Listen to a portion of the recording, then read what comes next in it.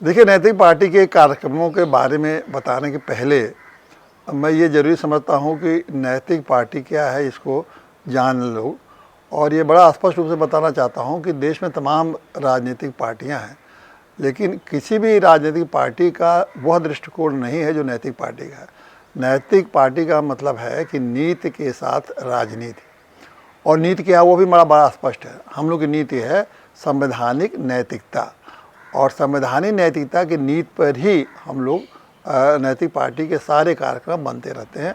कोई भी ऐसा कार्यक्रम नैतिक पार्टी नहीं बनाती है जो कि संविधान सम्मत न हो, और संविधान में जो व्यवस्था है उसी व्यवस्था को लागू, ठीक ढंग से लागू कराने के लिए नैतिक पार्टी हमेशा कोशिश करती रहती है। अब नैतिक पार्टी के इसी कार्यक्रम में एक कार्यक्रम हम लोगों ने चलाया, गरीबी मिटाओ। अभी तक आपने सुना होगा गरीबी हटाओ, लेकिन हम लोग का है गरीबी मिटाओ, क्योंकि जो गरीबी हटाने वाले जो कार्यक्रम चलाया लोगों ने, जब बार बार वो गरीबी आ रही आज तक नहीं मिटा। और हम लोगों ने कहा कि भाई ये हटाने वाला तो बात ठीक नहीं है, अब इसको सीधा हमें करना पड़ेगा, गरीबी मिटाओ, ताकि एक बार मिटी जाए वो ख़त्म हो जाए हमेशा के लिए।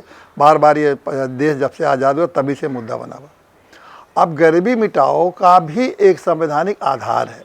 संविधान के अनुच्छेद 46 में इस बात की व्यवस्था है कि लोगों को जो वीकर सेक्शन ऑफ सोसाइटी है, आर्थिक रूप से, शैक्षणिक रूप से, उनके लिए, उनको उठाने के लिए, उनके आर्थिक स्थिति को सुधारने के लिए, उनकी शिक्षा को सुधारने के लिए सरकार सतत प्रयत्न करेगी और करेगी।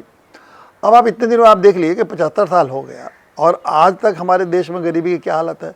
अगर गरीबी नहीं रहती तो 75 करोड़ लोगों को ही तो सरकार का डाटा ही है ना कि मुफ्त राशन दिया जा रहा है। इसका मतलब 75 करोड़ लोग इस देश में गरीब हैं। गरीब तो बहुत है, लेकिन इतने को तो राशन ही आप दे रहे हैं। तो इसलिए गरीबी हटाओ न करके गरीबी मिटाओ का हम लोगों ने अभियान चलाया। तो हम लोगों ने उसको दृष्टिकोण दूसरा था। पहले जब गरीबी मिटाओ का जब कार्यक्रम नैतिक पार्टी चलाई तो देखा कि गरीबी का कारण क्या है, कौन से कारण है जो कि वो गरीबी को मिटाने के जगह पर बढ़ा रहे हैं। तो सबसे बड़ा एक कार्यक्रम हम लोग कारण दिखाई हम लोग के सामने दिया, वो ये था शराब। तो वास्तव में ये शराब के प्रति हम लोगों ने ऐसा दृष्टिकोण कभी नहीं इतना समझा था कि ये शराब तो इतना बड़ा हानिकारक है और समाज को इस तरह से गरीबी में बार बार ठेल रही है, और ख़ास करके परिवार और महिलाओं की ज़िंदगी को तो उसने बर्बादी कर दिया। अब मैं हमको बताऊं कि इस पे हम लोगों ने एक योजना चलाई कि शराब के मामले में शराबियों के हाल जानो, या शराब के मामले में जनता की राय लो, ताकि ये जो शराब है जो इतने व्यापक रूप से पूरे समाज में, देश में फैल गया है, तो इस पर क्या जनता सोचती क्या है। क्योंकि हम कहेंगे हम शराब बंद कर देंगे तो बड़ा आसान है कह देना कि शराब बंद कर दीजिए, लेकिन वास्तव में जनता ऐसा चाहती है कि नहीं चाहती है कि शराब बंद हो। अगर शराब को नहीं बंद करना है तो उसके विकल्प क्या है, कैसे शराब को, जो ये एक तरह से बीमारी हो गई है, उसको कैसे रोका जाए, कैसे बीमारी को ख़त्म किया जाए। अगर बीमारी को ख़त्म करने के लिए जो हम उपाय चलाएंगे उससे सफलता मिलेगी नहीं मिलेगी। बहुत सारे सवाल हम लोगों ने बनाए और सीधे जनता के बीच में हम लोग गए, हमारे कार्यकर्ता गए, नैतिक पार्टी के लोगों ने जा के घर घर जाके इस बात को पूछा। और वहाँ गए, शहरों में भी गए, गांव में गए, लखनऊ शहर के एक एक मोहल्ले में जाके पूछा। और अभी जो विधानसभा क्षेत्र है मिल्कीपुर, अयोध्या का एक विधानसभा क्षेत्र है, वहाँ जाके गांव में महिलाओं से, पुरुषों से, सबसे पूछा गया कि भाई ये शराब के बारे में आपकी क्या राय है। और 3-4 क्वेश्चन हम लोगों ने उनके सामने रखे। पहला ये था कि क्या शराब बंद कर दिया जाए। दूसरा ये सवाल था कि मान लीजिए जो शराब बंद कर देंगे तो जो शराबी हैं, जो आदत पड़ चुकी है, वो लोग क्या करेंगे। तो उनके लिए कोई उपाय तो करना पड़ेगा, न था वो ड्रग्स लेने लगेंगे, कुछ और नशे की चीज़ें लेने लगेंगे। ये सवाल पूछा गया। फिर एक सवाल और पूछा गया कि शराब तो फैक्ट्रियों में बड़े बड़े बन रही है, नए नए फैक्ट्रियाँ बन रही हैं, लेकिन वो जो पारंपरिक शराब हमारे गांव में बनते थे उसको भी बंद कर दिया गया। यहाँ तो अंग्रेजी शराब बन रहे हैं, फैक्ट्रियों में बन रहे हैं, लेकिन पारंपरिक शराब की गांव में जो बनते थे और कुछ खास जातियों को लोग बनाते थे, उनको आपने बंद कर दिया, तो रोज़गार चला गया। तो अगर क्या उसको फिर से चालू किया जाए तो ये ठीक है। और ये भी हुआ कि आखिर में शराब को पीने वालों को किस तरह से नियंत्रित करके, कुछ ऐसा तो नहीं कि लिमिटेड कोटे की दुकान से उनको शराब दिया जाए या फल की जूस दिया जाए सबको, ताकि शराब छोड़ के फल के जूस की तरफ उनका ध्यान जाए। ये सारी बातें लोगों से पूछा गया और सभी लोगों ने ये बात तो कही कि देखिए इस पर तो सहमति सबकी बन गई कि शराब को बंद कर दिया जाए। खासकर महिलाएं बिल्कुल नहीं चाहती हैं, और महिलाओं ने जो अपने दुख सुनाए कि साहब किस तरह से हम लोग दुखी हैं, किस तरह से हमारा उनका पति, खासकर गरीब महिला, कि जैसे मजदूर 500-400 रुपया कमा के आता है, 200 रुपये का शराब पी ले आता है, घर आता है 200-300 रुपये के ले आता है, और वो भी नहीं देता है क्योंकि अगले दिन उसको शराब फिर चाहिए, तो बड़े मुश्किल से 100-200 रुपये देता है। 100 रुपये में तो सब्जी भी नहीं आती है, फिर वो झगड़ा होता है, मारपीट होती है, दिन रात में सारे लोग हल्ला दंगा होता है। हम लोग अगल बगल पड़ोसी लोग भी हम लोगों को प्रतिदिन हे दृश्य देखते हैं कि इसके घर में शराबी है, बूढ़े लोगों की कोई दवाई नहीं हो पाती है, बच्चों की स्कूल नहीं हो पाती है, परवरिश नहीं पड़े, मतलब उन्होंने दुख तो इतना सुनाया। और एक कुछ महिलाओं ने तो यहाँ कहा कि साहब अगर ये शराब बन जाता तो बंद हो जाता तो हम लोग की आयु बढ़ जाती, हम लोग तो जीना ही अब किसी तरह से समय काट रहे हैं।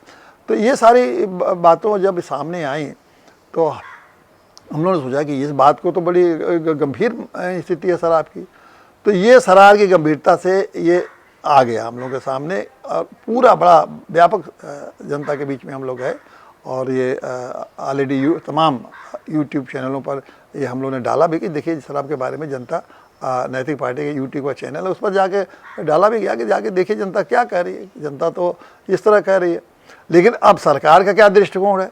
अब देखिए सरकार तो शराब बंद नहीं करेगी, ये भी स्पष्ट हो गया। और शराब क्यों नहीं बंद करेगी, क्योंकि शराब सरकार के लिए सबसे बड़ा राजस्व इसमें सरकार के लिए शराब है। और वर्तमान में जो वर्तमान योगी जी की सरकार है वो 42,000 करोड़ सालाना राजस्व शराब बेच के कमा रही है। अब मैं आपको बताऊं कि जो सरकारों की हाल है क्यों नहीं बंद करेगी, और सरकार क्या किस तरह से काम कर रही है, और किस तरह से पूरे प्रदेश को शराबी बना रही है। आप पीछे जाइए, पीछे मैं बताऊं कि ये कोई योगी जी ऐसा नहीं कर रहे हैं कि इन्हीं की सरकार, भारतीय जनता पार्टी की सरकार ऐसा कर रही है या योगी जी की सरकार कर रही है। पहले ही वालों लोगों ने खूब किया। अब मैं कहूँगा 7 से 12 तक मायावती यहाँ के मुख्यमंत्री थी। 7 से 12 में आप जानते हैं कि वो पहले कितना वो शराब का उन्होंने व्यापार फैलाया, और पौनी चड्ढा एक बहुत बड़ा शराब माफिया था, उसको तो उन्होंने ठेका पूरे प्रदेश का दिया, और गांव-गांव तो उतने ठेके की दुकान खुलवाई। वही एक समय था जब शराब की दुकान पहले गांव में नहीं होती थी, शहरों में होती थी, उन्होंने गांव-गांव तक शराब के ठेके खुलवाए।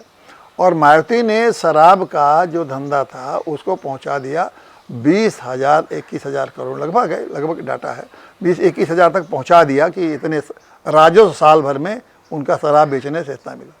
फिर 12 के बाद ये आए, 17 तक आए अखिलेश, इन्होंने उसको 21,000 को 25,000 करोड़ तक पहुंचा दिया।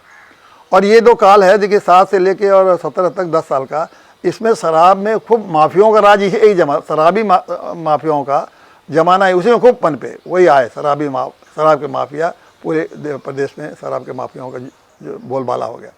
अब उसके बाद भारतीय जनता पार्टी आई और योगी जी मुख्यमंत्री। योगी जी ने तो ये हद ही कर दिया, आप समझ लीजिए। इनके काल में जब ये 17 में आए, और योगी हैं और संत महात्मा उनको लोग मानते हैं, तो इन्होंने हमको लगता है कि शराब पर ही सबसे ज़्यादा ध्यान केंद्रित किया, और इन्होंने उसको न केवल 42,000 करोड़ की रेवेन्यू पहुंचाया, मतलब देखिए 25,000 अखिलेश के था, और इन्होंने ठीक डबल लगभग 42,000 करोड़ पहुंचाया। इतना ही नहीं किया, उत्तर प्रदेश इनके ही राज्य में शराब की राजधानी है, सबसे बड़ा शराब का धंधा उत्तर प्रदेश में है। एक तरह से ये कैपिटल कहा, अब तो इसको उत्तर प्रदेश को शराब का राजधानी कैपिटल कहा जाता है, ये हालत है शराब का। और शराब उत्तर प्रदेश, इसमें आप कह सकते हैं कि शराबी नंबर 1 प्रदेश उत्तर प्रदेश बन चुका है, और इस पर बड़ा उन लोगों को गर्व भी होता है कि हमारा प्रदेश शराबी नंबर 1 है, मतलब शराब में सबसे ज़्यादा राजस्व हम इकट्ठा करते हैं, बड़े गर्व के साथ करते हैं। यहाँ तक है कि इसके पहले बेंगलोर में शराब कर्नाटक में था, तो कर्नाटक में ये कहते थे कि नंबर 1 था, और देखिए हमने कर्नाटक को पीछे करके और हम अपने को नंबर 1 पर कर दिए। लेकिन ये बात समझने की जरूरत है कि ये आपने कहते हैं कि हमने शराब का हब बना दिया उत्तर प्रदेश, तो भाई शराब का हब आपने उत्तर प्रदेश को बनाया, लेकिन बेंगलोर से आपने देखा है क्या बना। उन्होंने कर्नाटक में अगर शराब का हब पहले था, अब वो हब वाला स्टेटस आपने हासिल कर लिया, तो वहाँ तो सबसे बड़े इलेक्ट्रॉनिक हब है, और वो इलेक्ट्रॉनिक हब कहाँ है, बेंगलोर में। आपने कौन सा कोई एक भी इलेक्ट्रॉनिक IT का कोई हब या कोई ऐसी चीज़ बना दी हो जो कि उसमें नंबर 1 कहीं हो गए हो। शराब में आप नंबर 1 कहने में लेकिन शर्म आनी चाहिए कि आप अपने को ऐसा परिवार के परिवार खराब नष्ट हो रहे हैं, खास करके गरीब महिलाएं, गरीब परिवार घर घर किस तरह से, एक तरह से मैं तो कहूँगा कि शराब का आतंक फैला हुआ है, तो उस पर ध्यान नहीं जा रहा है और आपको राजस्व की बड़ी चिंता आती है। अच्छा, राजस्व कमा भी क्या रहे, कौन सा अगर राजस्व कमाए इतना 42,000 करोड़, तो कौन आपने शिक्षा में बड़ा सुधार कर दिया, कौन आपने अस्पताल में बड़ा भारी सुधार कर दिया, कौन सी चीज़ें ऐसे कर दिया कि जो कि 42,000 करोड़ की कमाई आपको जनता के सामने ये दिखने लगे कि ये देखिए इन्होंने ठीक है शराब से तो कमा लिया लेकिन हम लोगों के जीवन को सुधार दिया। और हम लोग तो जब गरीबी के माहौल में हम पहुँचे तो उसके अभी मैं और चर्चा विस्तार से करूँगा, लेकिन जब देखा हम लोग गरीबी में तो एक शराब ही की ये हालत है कि और गरीब होते चले गए। तो फिर हम लोग, और इतने नहीं है, इन्होंने मॉडल शॉप, योगी जी ने शराब के बिल्कुल नए साज धज्जा जैसे 5 स्टार होटल नहीं होते हैं, रेस्टोरेंट होते हैं, उसी तरह मॉडल शॉप जगह जगह खुलवाना शुरू किए। और अब तो एक बड़े, आप कल्पना नहीं कर सकते हैं कि कैसी ये सोच हो गई है। अब तो होम हर घरों में एक होम बार खोलने की तैयारी चल रही है कि हर घर में 11,000 रुपया लोग जमा कराएं, लाइसेंस लें और अपने घर में होम बार खोलें जिसमें 50 से 60 लीटर शराब रखने की उनको अनुमति दी जाएगी और अपना बार चलाएं अपने घर में। अब आप बताइए कि भारत जैसे देश में होम बार खुले, मतलब अगर आपका घर शराब खाना बन जाए तो आपके घर के जो बहुएँ हैं, लड़कियां हैं, उनका जीवन के बारे में मुझे कहना नहीं है, क्या क्या क्या स्थिति बन जाएगी। आप कल्पना कर सकते हैं हर घर में बाहरी शराबी आके बैठेंगे और जिसमें कि हमारा सांस्कृतिक, भारत का एक बड़ी सांस्कृतिक परिवार की संस्कृति है, उसमें आके बाहरी आके शराब पियेंगे। चाहे ड्राइंग रूम को अपना होम बार बना लीजिए, चाहे अपने बेडरूम को बना लीजिए।